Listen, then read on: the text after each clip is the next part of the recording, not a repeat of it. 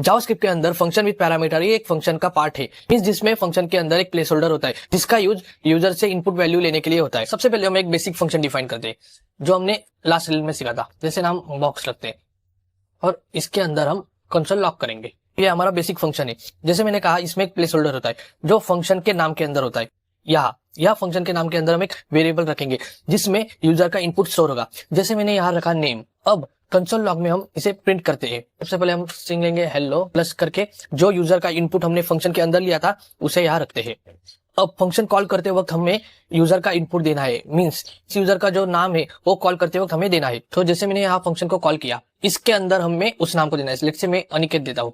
Normal function के अंदर हमने इस वेरिएबल को यूज नहीं किया था, बट हम अभी फंक्शन विद पैरामीटर्स पढ़ रहे हैं तो हमने यहाँ एक फंक्शन के अंदर प्लेस होल्डर लिया, मींस इसे पैरामीटर कहते हैं। और फंक्शन कॉल करते वक्त जो हम वैल्यू देते हैं उसे आर्ग्यूमेंट कहते हैं। यह है हमारा फंक्शन का आर्ग्यूमेंट, और जो हम फंक्शन के अंदर देंगे उसे पैरामीटर कहते हैं। तो यह ध्यान में रखना। अब हम इसे रन करके देखते हैं।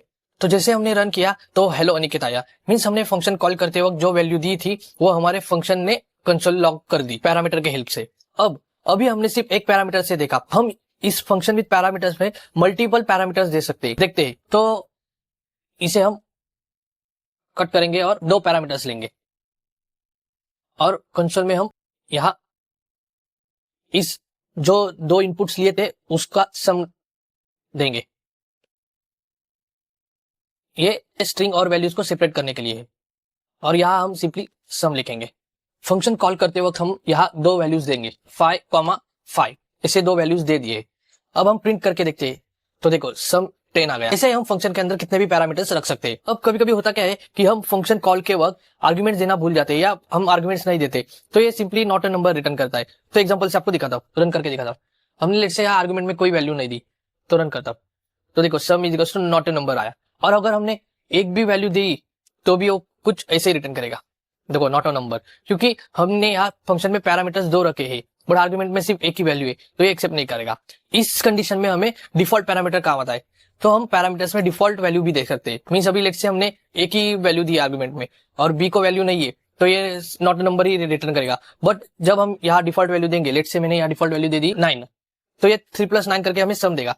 तो रन करके देखते हैं। तो देखो इसने 12 रिटर्न कर दिया। मींस हम पैरामीटर्स में डिफॉल्ट वैल्यू भी सेट कर सकते हैं। अब हम आर्ग्यूमेंट में कई प्रकार के डेटा टाइप्स पास कर सकते हैं। मींस जैसे स्ट्रिंग पास कर सकते हैं, नंबर्स पास कर सकते हैं, एरे को पास कर सकते हैं, ऑब्जेक्ट्स को पास कर सकते हैं। तो मैं आपको एक एरे को पास करके दिखाता हूँ। तो देखो हम आर्ग्यूमेंट में एरे भी पास कर सकते हैं, ऑब्जेक्ट्स भी पास कर सकते हैं। तो देख आपको ऑब्जेक्ट्स पास करके दिखाता हूँ। ऑब्जेक्ट भी पास कर सकते हैं।